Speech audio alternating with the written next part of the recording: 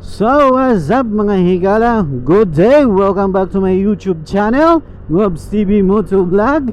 Kung bago pa lang po kayo dito sa YouTube channel ko, please subscribe, like, and share.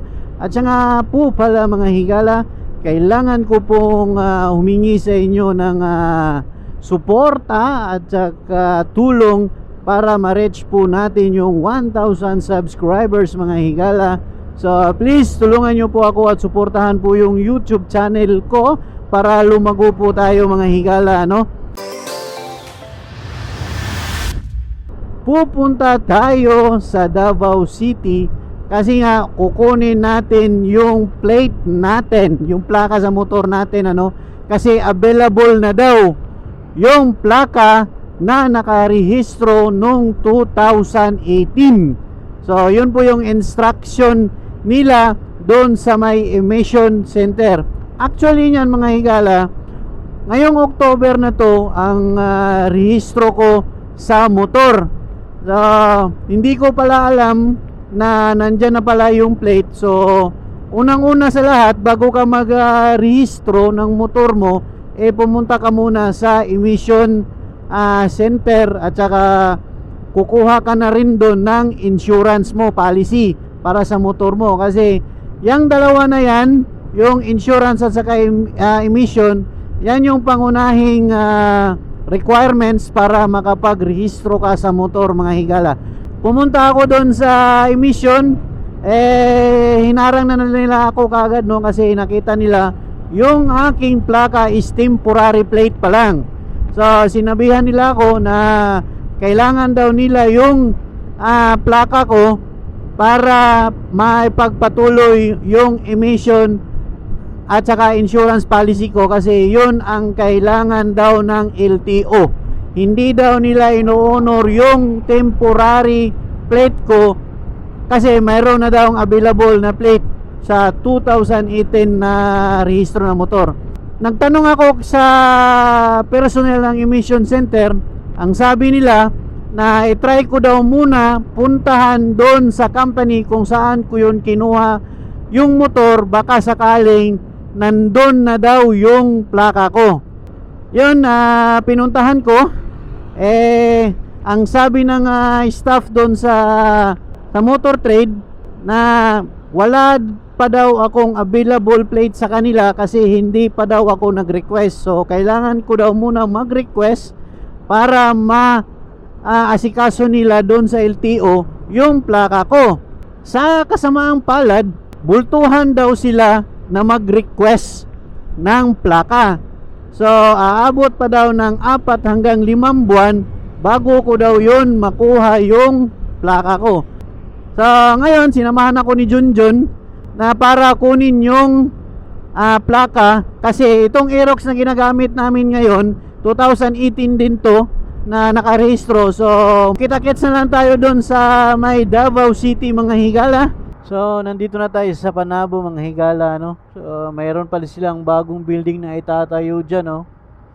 Yung Panabo City Market Complex. Palengke pala dyan. 8 seconds na lang. So ang kasunod nito is Davao City na. So nandito na tayo sa LTO mga higala. Asa tong kanang mo na ba ring LTO, nag-operate na ba sila dire? Asa man kuhaon ang plaka? Dito sa atbang sa SM, pero ang requirements natin Atbang sa SM? Sige. Nandun pala sa SM yung pagkuha ng plaka. Dito sa LTO na dito sa Luma, nagko-construct pa pala yung LTO doon, no? So yung bago nilang office pagsamantala doon sa harap ng SM. Dara, LTO. Sir, mangutan na lang ko. Asa dapit magkuha og plaka diri, sir? Asa to? Okay. Okay. Salamat.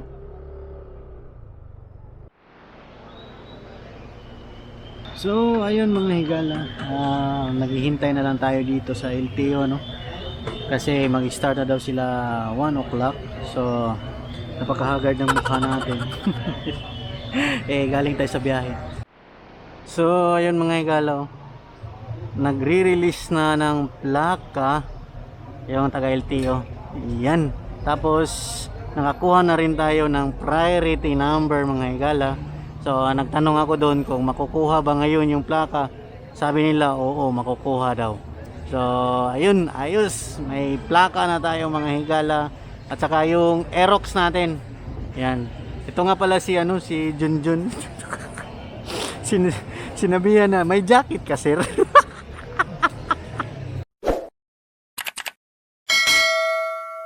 Oh, ayun mga higala, no? Mandito na yung plaka natin. Nakuha na sa ating Mio Sporty. At saka itong Aerox mga higala, wala pa daw, sabi ng LTO. Wala pa daw available, mga December pa daw, no? December pa to dyan, no?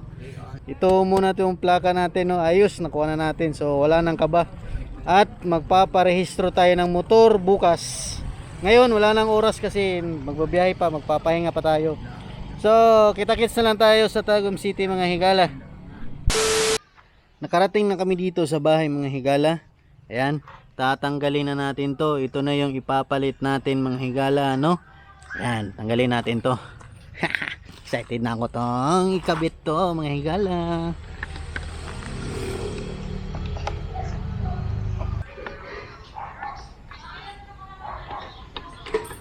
So, ayun mga higala, nakabit na natin.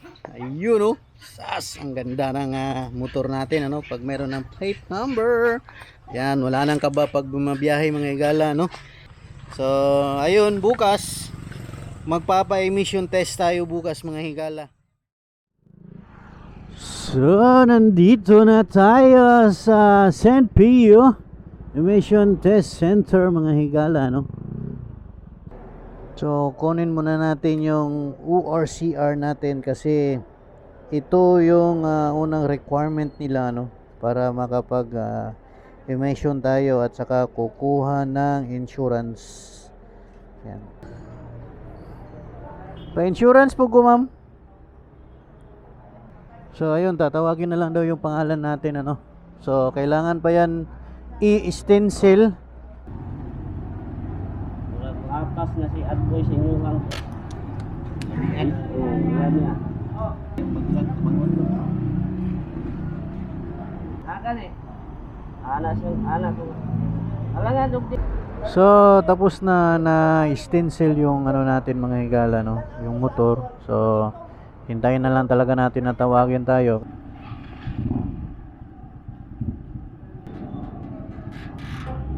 So, ayun mga higala, no? Tapos na tayo rito.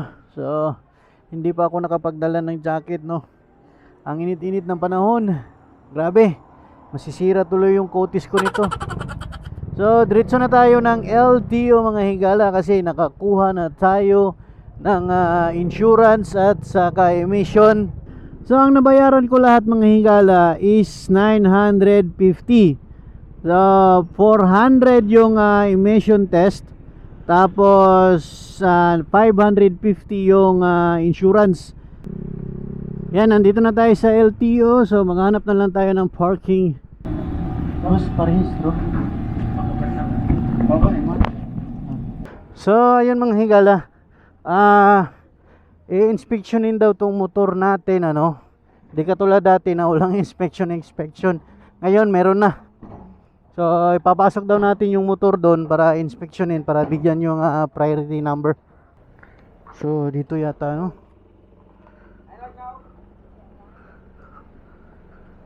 Dari mag-inspection o kuan, ma'am? Dara palihok, sir. Asa ni gikan sir? Diya sa St. Pio.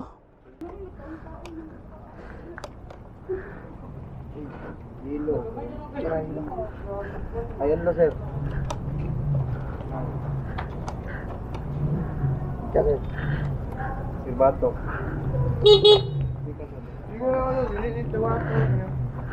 Kaning suga. Okay na, yellow mo na. Next light. Tara na ni.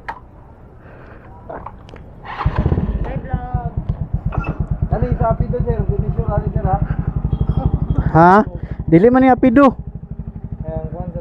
Standard mo rin yun. Ambot lang. Kuan namo decibel meter, sir.